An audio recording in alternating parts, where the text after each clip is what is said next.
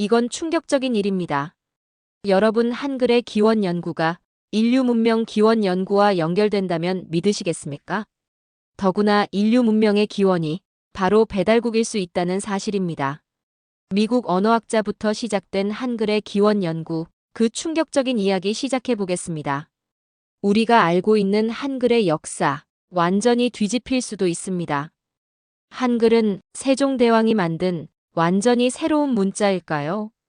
아니면 이미 존재하던 어떤 문자 체계를 바탕으로 만들어진 것일까요? 이 질문은 단순한 호기심이 아닙니다. 문자의 기원은 곧 문명의 기원을 묻는 질문이기 때문입니다. 그리고 이 질문에 대해 의외의 시각을 제시한 인물이 있습니다. 컬럼비아 대학의 언어학자 게리 레디아드입니다. 그는 한글을 연구한 언어학자이면서 동시에 고조선을 연구한 학자입니다. 그는 다른 문자가 한글 창제에 미친 영향을 조심스럽게 제기했습니다. 바로 몽골의 파스파 문자와 한글의 유사성 연구입니다. 물론 이 주장은 처음 들으면 다소 낯설게 느껴질 수 있습니다. 그러나 그의 논리는 단순한 추측이 아니었습니다. 그는 몇 가지 구체적인 근거를 바탕으로 이 문제를 설명합니다. 첫째, 세종실록에는 훈민정음을 창제할 때 고전을 참고했다는 기록이 등장합니다. 여기서 말하는 고전은 옛 글자를 의미합니다. 둘째, 일부 자음의 형태가 몽골 제국 시기의 문자, 이른바 파스파 문자와 유사하다는 점입니다. 파스파 문자는 원나라 시기 광대한 제국을 통치하기 위해 만들어진 문자였습니다. 흥미로운 점은 이 문자가 당시 동아시아 전역에 강한 영향을 끼쳤다는 사실입니다. 레디아드는 이 문자를 단순한 비교 대상으로 보지 않았습니다. 오히려 한글의 기원을 다시 보게 만든 단서로 보았습니다. 그리고 여기서 불편한 질문이 하나 등장합니다.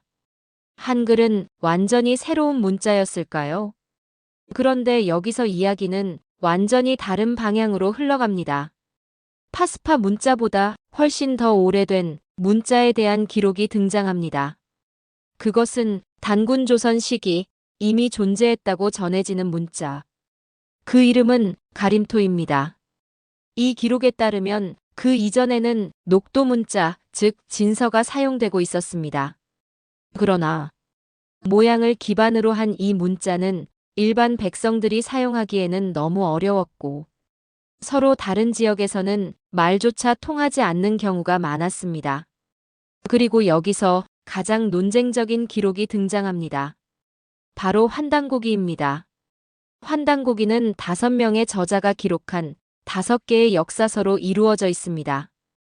안함노의 삼성기상, 원동중의 삼성기하, 행촌 이암의 단군세기, 범장의 북부여기, 그리고 이맥의 태백일사.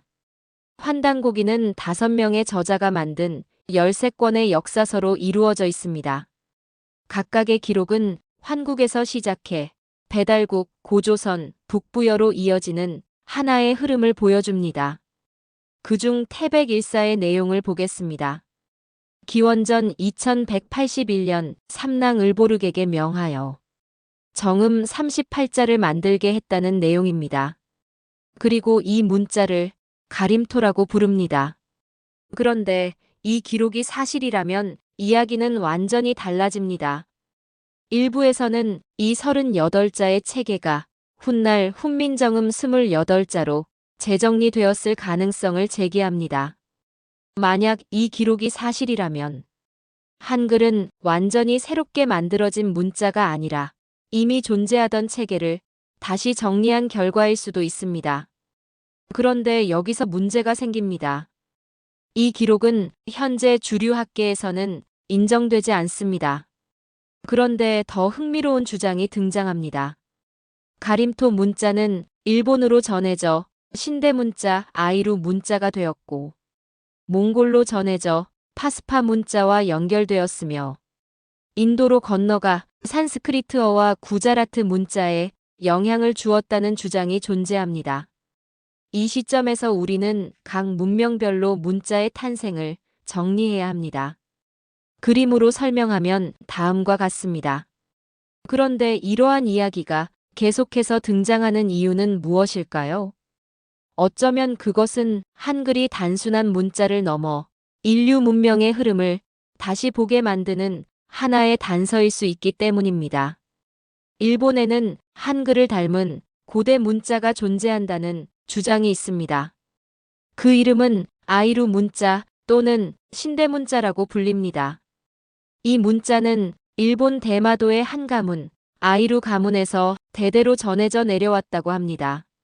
그리고 일본에서는 이 문자를 신들이 사용하던 문자, 즉 신의 시대의 문자라고 설명해 왔습니다.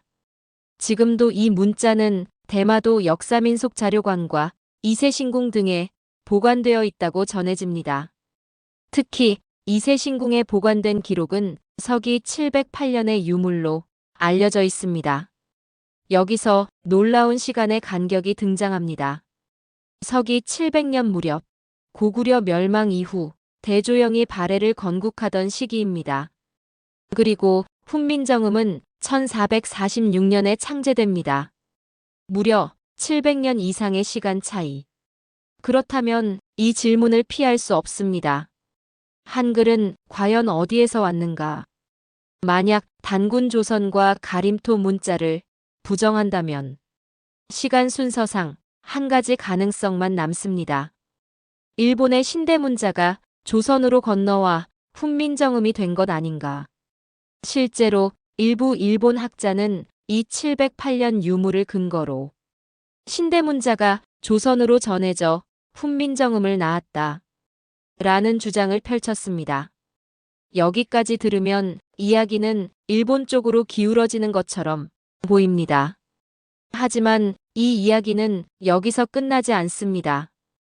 일본 학계는 기존 자신들의 주장을 스스로 뒤집게 됩니다. 그 이유는 단 하나의 자료 때문이었습니다. 바로 환단고기입니다. 이 자료를 접한 이후 그들의 시선은 완전히 달라졌습니다. 그들은 말합니다. 아이루 문자가 아니라 그보다 더 오래된 어떤 원형이 존재한다. 그리고 그들은 그 원형을 이렇게 표현합니다. 원시적인 형태의 한글. 물론 이러한 견해는 주류 학계의 정설과는 거리가 있습니다. 그러나 분명한 것은 문자의 기원에 대한 논쟁이 여전히 끝나지 않았다는 사실입니다. 한글과 닮은 문자는 일본에만 있는 것이 아닙니다. 훨씬 더 먼 곳, 인도에서도 비슷한 이야기가 등장합니다. 고대 인도의 학문 언어인 산스크리트어. 이 언어의 문자 체계 역시 일부에서는 한글과 비슷한 배열 구조를 가진다고 설명하기도 합니다. 자음이 발음 기관에 따라 배열되는 방식, 그리고 체계적으로 정리된 문자 구조. 이런 점들이 한글과 닮아 있다는 주장입니다. 하지만 여기서 우리는 반드시 한 걸음 멈춰야 합니다.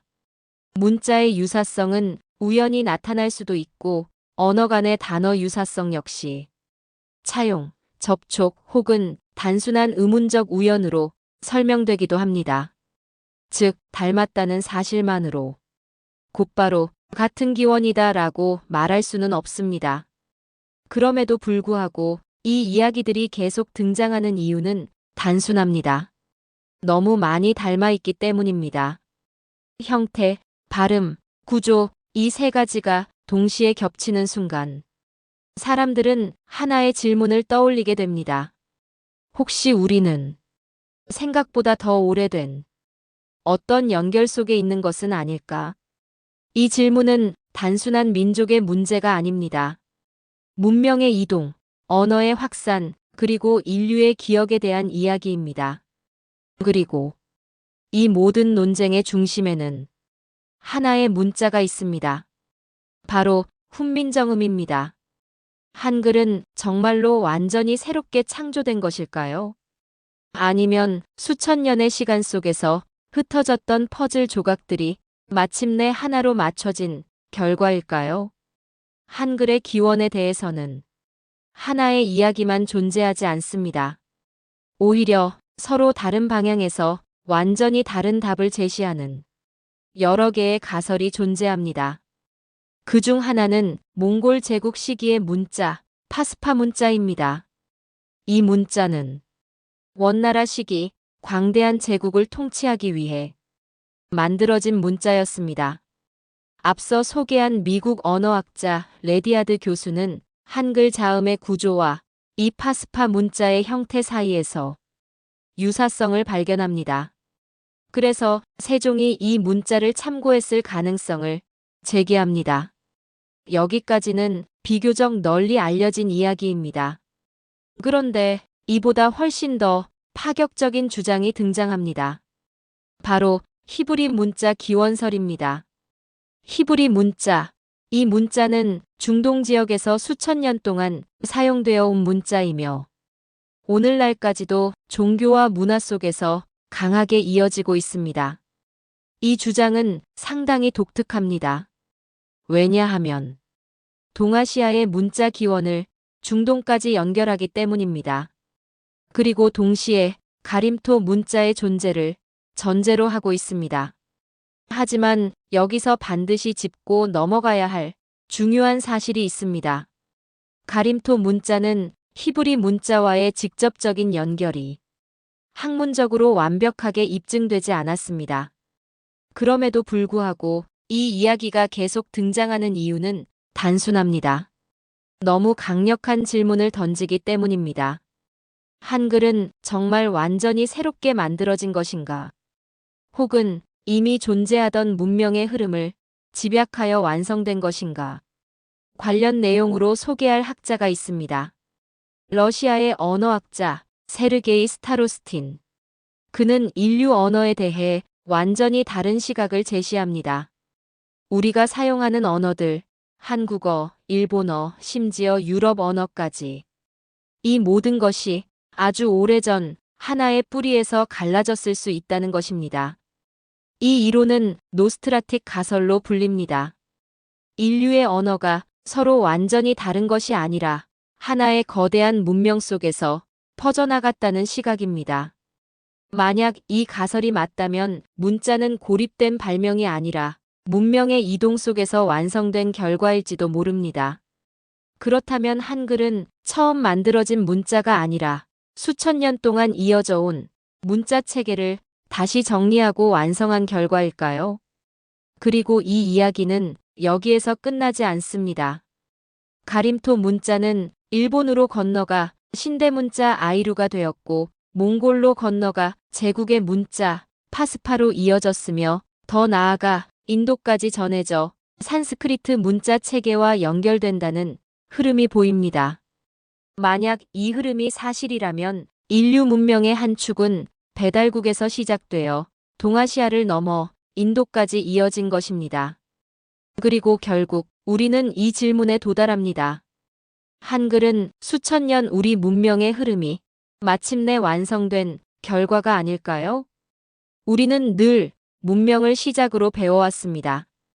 어느 날 누군가가 처음 만들었다고. 하지만 어쩌면 문명은 시작되는 것이 아니라 이어지는 것일지도 모릅니다. 지워진 기록들, 사라진 문자들, 이름조차 남지 않은 수많은 사람들, 그 모든 시간 위에 지금 우리가 쓰고 있는 이 글자가 존재합니다. 그리고 우리는 매일 아무 생각 없이 한글을 쓰고 있습니다. 그러나 수천 년의 시간이 담긴 글자를 우리는 지금 쓰고 있습니다. 우리는 늘 누군가가 문명을 만들었다고 배워왔습니다. 하지만 만약 문명은 만들어진 것이 아니라 이어진 것이라면, 그리고 그 흔적이 지금 우리가 쓰는 한글이라면 이건 단순한 문자의 이야기가 아닙니다. 인류 문명이 어떻게 태어나고 어떻게 발전하며 어떻게 완성되어 왔는지를 보여주는 거대한 이야기입니다. 그리고 그 시작의 중심에 우리의 뿌리가 있습니다. 마침내 그 문명의 완성으로 피어난 글자, 그것이 바로 한글입니다. 한글은 글자가 아니라 문명의 결실입니다. 감사합니다.